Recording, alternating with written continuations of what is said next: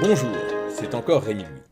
Il y a quelques jours, nous avons vu comment, au cours de l'été 2017, Natura Forever avait appauvri la formule de son produit phare sans en changer l'étiquette.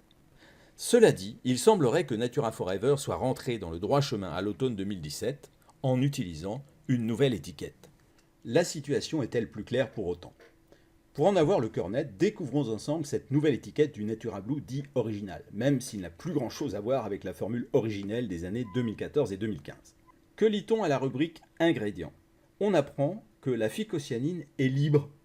Elle est libre, la phyco. Elle est libre, la phyco. Il y en a même qui disent qu'ils l'ont vu voler. Trêve de baliverne. Au plan purement marketing, le concept de phycocyanine libre est intéressant.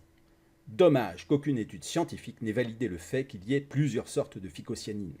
Encore de la poudre aux yeux pour masquer la pauvreté micronutritionnelle du produit. Mais revenons à notre étiquette. La phycocyanine libre est extraite de 7375 mg de spiruline et il y a un astérisque. Nous cherchons donc le second astérisque. Il précède la mention importante exprimée pour 100 ml. Si je récapitule, la phycocyanine est extraite de 7,375 g de spiruline complète pour 100 ml de breuvage. Vu que le flacon contient 250 ml, je vais y trouver la phycocyanine extraite de 7,375 g multiplié par 250 divisé par 100. Vous suivez toujours, j'espère. Soit 18,44 g de spiruline dont on extrait la phycocyanine contenue dans le flacon. Comme chaque flacon correspond à 15 jours de consommation, on peut calculer que dans une dose journalière, il y a la phycocyanine extraite de 18,44 g divisé par 15 jours, soit 1,23 g par jour. Si on part du principe que la spiruline utilisée est de bonne qualité, elle contient en moyenne 15% de phycocyanine.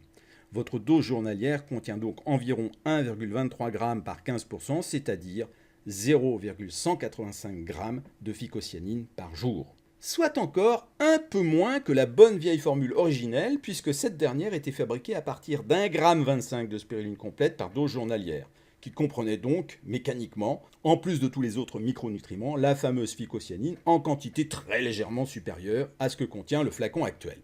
Je ne sais pas vous, mais moi, j'ai du mal à me persuader que Monsieur Natura Blue original avait vraiment envie qu'on sache exactement combien son jus bleu contient réellement de phycocyanine.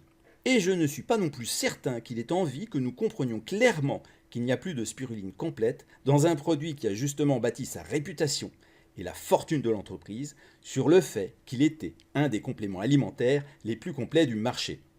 Aujourd'hui, c'est faux. Écoutez ce qu'une personne leader chez Natura Forever répondait début 2018 sur ce sujet. Non, c'est toujours pareil, c'est que de la phycocyanine sur le Natura Blue original et il doit arriver le Natura Green qui lui sera que de la spiruline. Enrichi en gros, mais voilà, pour l'instant, non. Puis en plus, on n'a pas du tout les taux, en fait, ce qu'il y a dedans et tout ça, on sait rien, absolument rien. Donc voilà, c'est juste qu'il y a de la phyco et du camu-camu et de la glycérine. Vous n'avez pas un peu l'impression que clients et distributeurs ont été manipulés?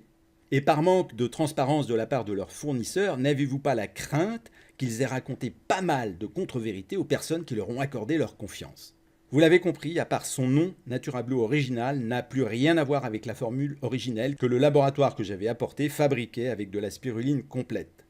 Ce qui, en soi, est de nature à induire en erreur le consommateur habitué à la marque Natura Blue original. Bon, alors, pour résumer, voici ce que vous trouvez sur le marché au rayon spiruline liquide. D'un côté, vous avez un élixir à base de spiruline complète, fabriqué dans le cadre strict du seul brevet d'extraction qui existe sur le marché à ce jour, avec toutes les vertus qu'on lui reconnaît.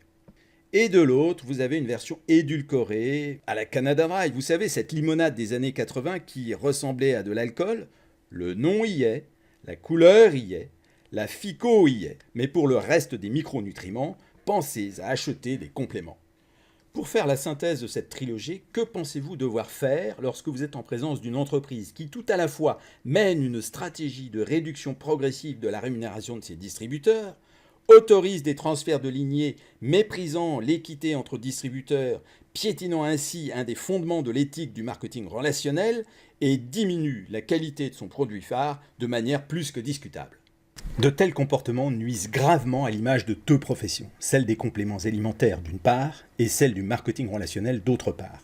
Si vous faites partie des personnes qui se sentent lésées, bafouées, Manipulé par ces comportements inacceptables, contactez-moi en privé.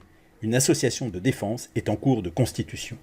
Alors, Natura Forever ou Natura for Never? À vous de juger.